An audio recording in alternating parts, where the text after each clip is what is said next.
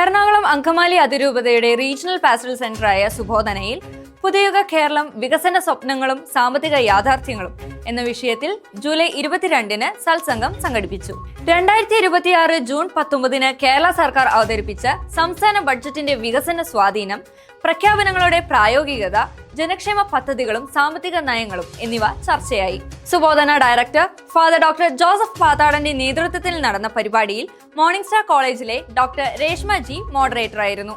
Doctor Nithin Thomas, professor doctor Justin George, professor father doctor Binoy Thomas Nareparambil എന്നിവർ യഥാക്രമം mission സമുദ്ര കേരളത്തിന്റെ പുതിയ വളർച്ചാ പാതയോ, സാമൂഹ്യ സുരക്ഷ, വാഗ്ദാനങ്ങളും യാഥാർത്ഥ്യങ്ങളും, ജൻസി ബഡ്ജറ്റ് യുവജനങ്ങളുടെ കൊഴിഞ്ഞുപോക്കിന് തടയിടുമോ എന്നീ വിഷയങ്ങളിൽ പ്രഭാഷണം നടത്തി.